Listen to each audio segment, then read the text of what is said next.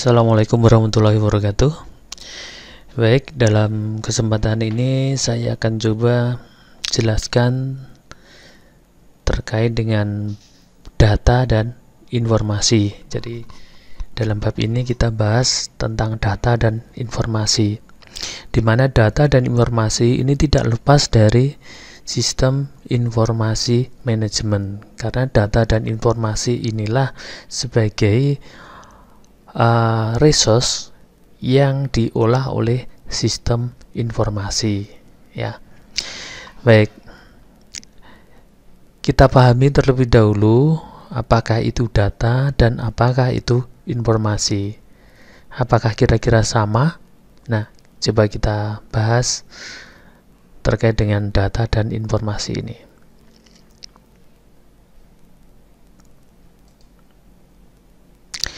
Baik, apa yang disebut data?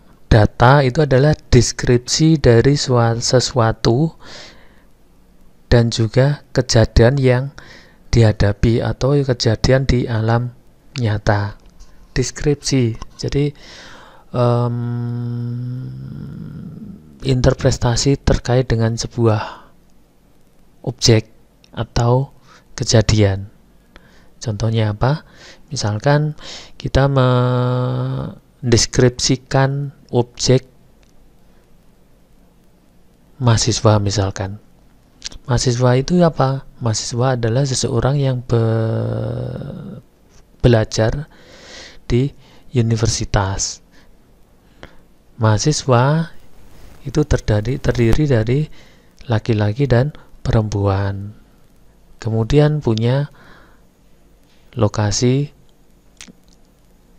apa istilahnya, punya tempat tinggal, ya, punya tempat tinggal di kota tertentu. Kemudian mahasiswa itu memiliki NIM sebagai identitas, kemudian juga ada di prodi-prodi tertentu. Nah, itu adalah deskripsi, ya, deskripsi itu seperti itu.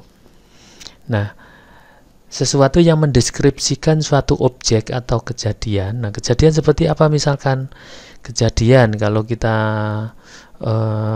amati di lingkungan, misalkan terjadi kecelakaan di mana, di Jalan Raya Ponorogo Madiun misalkan, atau dan seterusnya. Nah, seperti itu deskripsinya. Nah, itu adalah data, ya, data.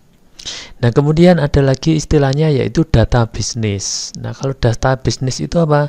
Yaitu deskripsi organisasi tentang sesuatu atau resource dan juga tentang kejadian atau transaksi. Contohnya apa? Ya, misalkan perubahan stok barang, kemudian jurnal, nah seperti itu, ya. Jadi data bisnis yang kaitannya dengan bisnis. Nah, kemudian ada lagi pernyataan atau deskripsi lain atau penjelasan lain terkait dengan data, bahwa data itu adalah kenyataan yang menggambarkan sesuatu, kejadian-kejadian dan kejadian nyata, ya, real, kejadian nyata. Jadi kejadian yang ada di sekitar kita, ya, jadi real, yang bisa ditangkap oleh panca indera itu. Nah, kejadian itu sendiri apa? Kejadian adalah sesuatu yang terjadi pada saat tertentu. Sebagai contoh, misalkan dalam dunia bisnis, kejadian-kejadian nyata yang sering terjadi adalah perubahan dari suatu nilai yang disebut dengan transaksi, ya, transaksi. Misalkan lagi penjualan, ya, adanya transaksi perubahan nilai barang menjadi nilai uang atau nilai piutang dagang. Nah, seperti itu contoh dari kejadian atau event. Kemudian Pernyataan lain, kejadian nyata adalah berupa suatu objek nyata seperti tempat, benda, orang, atau objek-objek yang lain yang sifatnya real, ya, sifatnya real. Jadi bisa ditangkap oleh panca indera kita. Oke, kemudian definisi dari informasi. Apakah informasi tadi? Nah, kalau data itu adalah deskripsi dari suatu kejadian atau suatu objek. Nah, kalau informasi ada beberapa definisi ya. Yang pertama, bahwa informasi itu adalah data yang diolah menjadi bentuk yang lebih berguna atau lebih bermanfaat atau lebih dipahami, lebih mudah dipahami dan lebih berarti bagi yang menerimanya atau yang menggunakannya. Deskripsi yang lain terkait dengan informasi itu adalah sesuatu yang nyata atau setengah nyata yang dapat mengurangi derajat ketidakpastian tentang sesuatu keadaan atau kejadian. Contoh misalkan informasi yang menyatakan bahwa nilai rupiah akan naik, akan mengurangi ketidakpastian mengenai jadi tidaknya sebuah investasi akan dilakukan. Jadi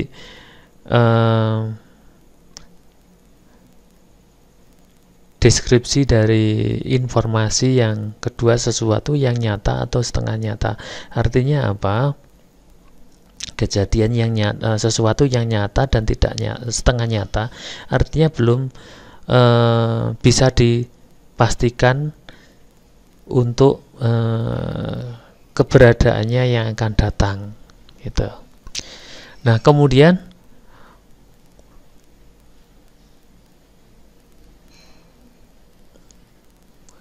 deskripsi dari informasi yang ketiga yaitu mengkoordinasikan data untuk membantu dalam pengambilan keputusan tertentu atau untuk tindakan di masa yang akan datang. Ya. Guna untuk mencapai tujuan perusahaan. Untuk deskripsi yang ketiga ini juga disebut juga sebagai business decision making. Jadi informasi itu sebagai dasar untuk pengambilan keputusan bisnis, gitu ya. Oke, kemudian selanjutnya dalam kalau tadi ya informasi itu adalah data yang diolah. Nah, di sini bagaimana untuk pengolahan data itu dilakukan? Yang pertama itu adalah data input. Dalam data input ini ada tiga perlakuan, yaitu recording transaction ya, recording transaction data. Ini adalah pengolahan data dalam bentuk untuk perekaman data. Misalkan ya, jadi proses untuk merekam data dari proses input ya. Contohnya misalkan kita menekan tombol di keyboard. Jadi kita mengirimkan sinyal data yang diterima oleh sistem untuk direkam, yaitu disebut dengan recording transaction data. Kemudian coding transaction di sini yaitu mendeskripsikan atau mendefinisikan data dalam bentuk lain. Contohnya, kita memberikan atribut jenis kelamin female dengan hanya huruf F, ya, atau male dalam bentuk huruf M. Nah, seperti itu. Jadi pengkodean data. Kemudian yang ketiga yaitu sorting data. sorting data or information, untuk pengambilan keputusan. Jadi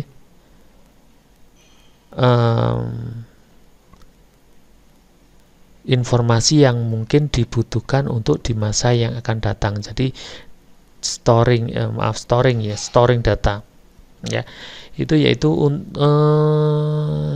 seperti halnya proses penyimpanan data yang dapat dipanggil kembali di mana untuk kebutuhan yang akan datang gitu ya, storing data or information itu. Baik, kemudian yang kedua, perlakuan yang kedua yang dilakukan yaitu data transformation. Jadi perubahan data. Jadi di sini ada calculating, jadi penghitungan data. Jadi operasi aritmetik terhadap data field. Jadi misalkan penjumlahan data, penggabungan data dan sebagainya. Penjumlahan, perkalian dan sebagainya ya. Nah, kemudian penghitungan ya, seperti itulah ya. Nah, kemudian summing, yaitu proses akumulasi beberapa data. Jadi mengakumulasi data. Contohnya yaitu jumlah jam kerja setiap hari dalam seminggu menjadi nilai total jam kerja per minggu. Nah, contohnya seperti itu. Jadi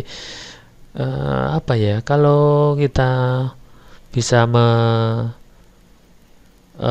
contohkan misalkan rekapitulasi ya, seperti itu. Tuh, baik. Kita lanjutkan. Yang ketiga yaitu classifying ya. Classifying data atau grup-grup tertentu. Contohnya yang pertama yaitu categorizing data ke dalam grup berdasarkan karakteristik tertentu. Contohnya yaitu pengelompokan data mahasiswa berdasarkan semesternya. Nah, seperti itu. Kemudian storing data ke dalam bentuk yang berurutan. Misalkan pengurutan nomor induk karyawan secara ascending ya, storing data ke dalam bentuk yang berurutan. Kemudian merging, yaitu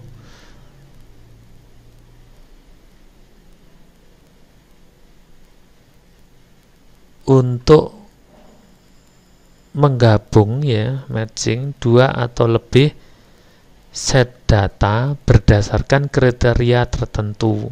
Contohnya yaitu menggabungkan data penjualan bulan Januari, Februari, Maret ke dalam grup triwulan ya, yaitu merging data ya, merging istilahnya, merging, menggabung. Kemudian matching data ini berdasarkan keinginan pengguna terhadap grup data. Contohnya memilih semua karyawan yang total pendapatannya lebih dari 15 juta per tahun. Jadi matching, jadi mengambil data berdasarkan kriteria data tertentu. Baik, berikutnya yaitu information input. Output ya, kalau tadi input sudah ya, output. Jadi displaying result, yaitu menampilkan informasi yang dibutuhkan untuk pemakai ya, dibutuhkan pemakai melalui monitor atau cetakan. Jadi dalam bentuk output yang secara real mungkin bisa dilihat di monitor atau dalam bentuk cetak seperti itu. Kemudian reproducing, yaitu penyimpanan data yang digunakan untuk pemakai lain yang membutuhkan. Artinya proses ini adalah proses penggunaan kembali, jadi pemanfaatan kembali data yang dipakai oleh pengguna yang lain yang membutuhkan. Gitu. Nah, kemudian telecommunicating, penyimpanan data secara elektronik melalui saluran komunikasi. Nah, biasanya di sini proses ini membutuhkan sebuah jaringan komunikasi khusus. ya, dimana untuk informasi ini diakses atau disajikan tidak di satu tempat, ya, jadi bisa di area yang berbeda. Baik, secara umum siklus dari informasi itu adalah seperti ini. Jadi ada input dalam bentuk data, kemudian diproses dengan model tertentu, dengan model-model pengolahan data tertentu. Kemudian dalam proses pemrosesan data menjadi informasi, itu tidak hanya langsung diproses menjadi informasi, tidak, tapi juga dalam proses ini adanya penerapan model tertentu. Contohnya apa? Contohnya yaitu dalam akuntansi, misalkan pemrosesan data menjadi informasi dalam sistem akuntansi. Inputnya itu adalah kejadian-kejadian yang sering terjadi dan direkam, yaitu misalkan seperti transaksi-transaksi jurnal, di mana diproses dengan model tertentu, ya, model tertentu dalam prosedur-prosedur tertentu menjadi laporan neraca, laporan rugi laba, laporan persediaan stok dan sebagainya. Nah, seperti itu. Jadi modelnya itu model dalam pengolahan data itu berbeda-beda sesuai dengan output yang diinginkan.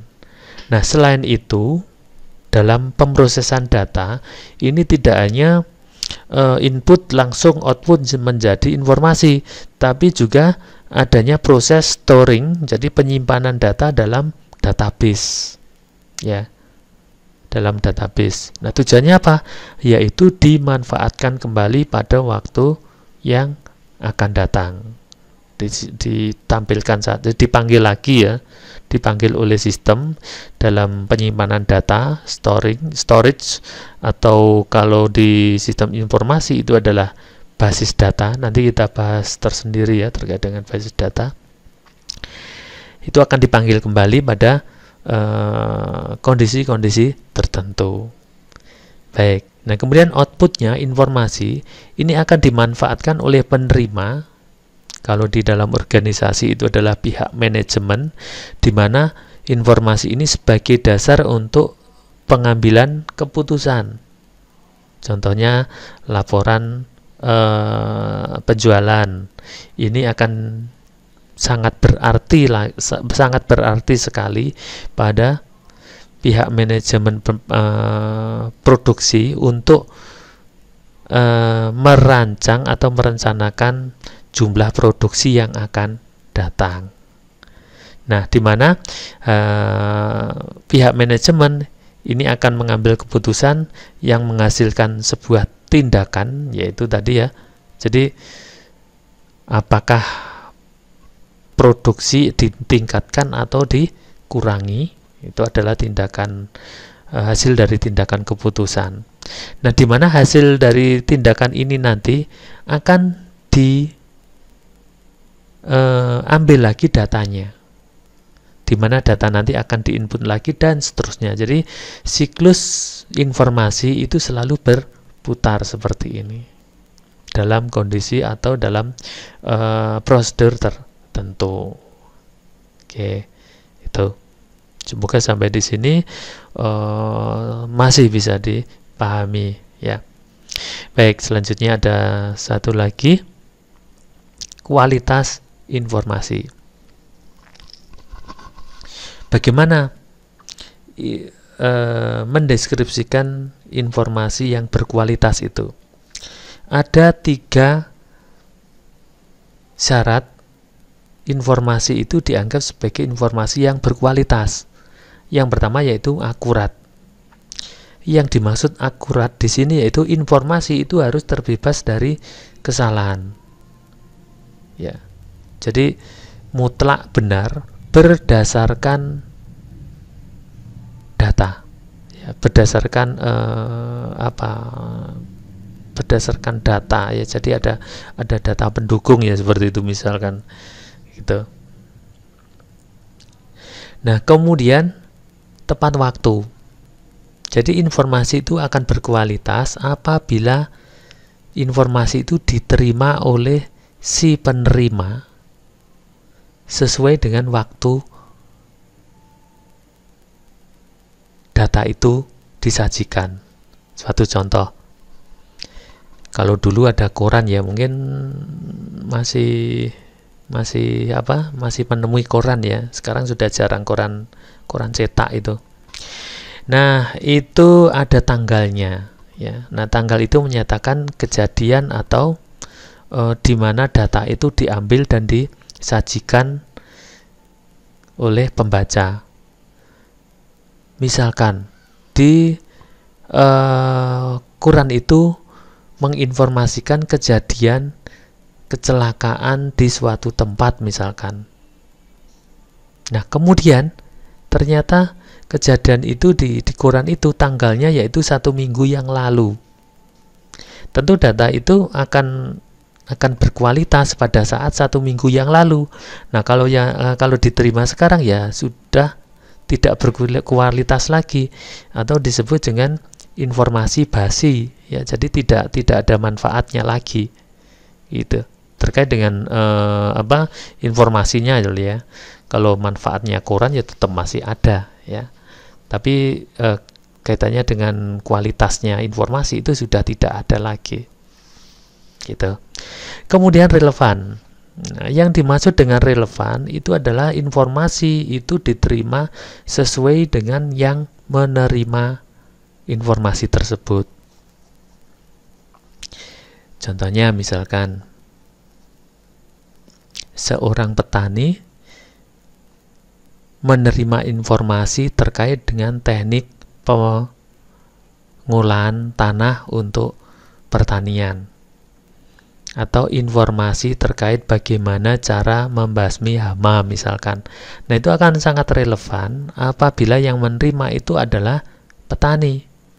Kalau yang menerima itu adalah montir atau teknisi elektronika, saya pikir itu tidak akan dibutuhkan. Nah, seperti itulah yang dimaksud dengan data yang tidak relevan lagi. Gitu.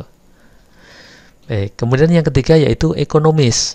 Nah, yang dimaksud dengan informasi yang berkualitas itu harus bersifat ekonomis, itu adalah bukan kualitas ya. Manfaat dari informasi itu lebih tinggi daripada biaya yang dibutuhkan untuk mendapatkan informasi tersebut. Oke, seperti itu ya. Jadi informasi yang berkualitas itu harus memenuhi 4 syarat ini. Baik. Semoga bisa dipahami sampai sini. Nah, kemudian yang ketiga, kok 3 ya? Yang terakhir. Yang terakhir yaitu informasi dan tingkat manajemen. Nah, berdasarkan tingkat manajemen, informasi dapat dikelompokkan berdasarkan penggunanya. Yang pertama yaitu informasi strategis. Informasi ini digunakan untuk mengambil keputusan dalam jangka panjang, mencakup informasi eksternal yang tindakan pesaing, langganan, rencana perluasan perusahaan dan sebagainya. Suatu contoh yaitu perusahaan menerapkan pemasaran menggunakan jejaring komunikasi multimedia dalam bentuk website misalkan, atau penerapan menggunakan database secara online. Nah, seperti itu. Jadi informasi strategis salah satu contohnya seperti itu. Kemudian informasi taktis ya. Informasi taktis itu adalah digunakan untuk mengambil keputusan jangka menengah, mencakup informasi tren penjualan yang dapat dipakai untuk menyusun rencana-rencana penjualan. Ini sebagai contoh ya, contohnya seperti itu. Realnya seperti apa?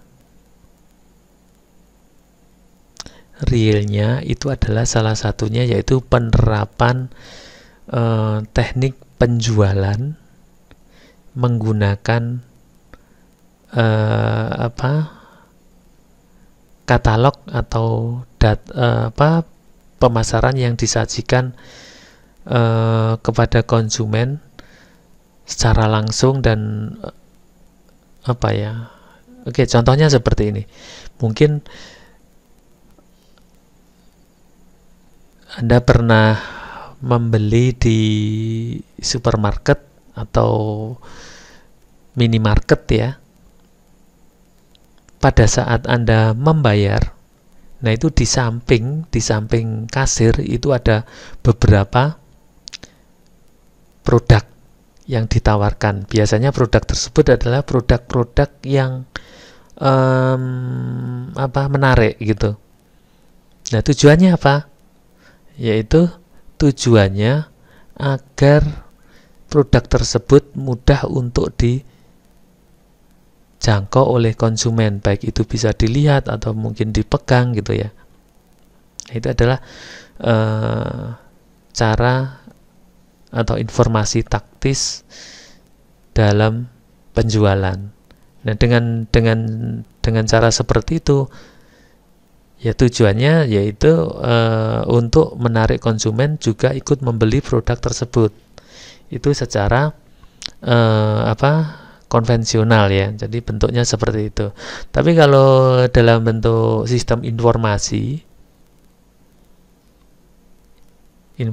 taktis itu adalah misalkan suatu perusahaan teknik penjualan online ya, penjualan online itu menawarkan produk yang dijual dengan memberikan diskon apabila membeli 2 jenis barang atau lebih. Nah, seperti itu. Jadi kadang konsumen itu membeli satu produk, tapi karena ada bonus jika membeli produk yang lain yang ditawarkan di situ, maka akan mendapatkan diskon. Sehingga konsumen yang sebelumnya hanya membeli satu produk, akhirnya membeli 2 produk karena ada diskon. Nah, itulah contoh dari informasi taktis itu. Ya. Oke. Mungkin bisa dipahami ya sampai di sini. Oke, kemudian yang ketiga yaitu informasi teknis. Informasi teknis ini adalah digunakan untuk keperluan operasional sehari-hari. Informasi persediaan stok, retur penjualan, laporan kas harian dan seterusnya. Oke. Mungkin sampai di sini yang bisa saya sampaikan terkait dengan data dan informasi. Semoga dalam penjelasan saya ini mudah untuk dipahami dan bisa dijadikan sebagai bahan diskusi kita. Terima kasih. Ketemu lagi nanti ya di materi selanjutnya. Assalamualaikum warahmatullahi wabarakatuh.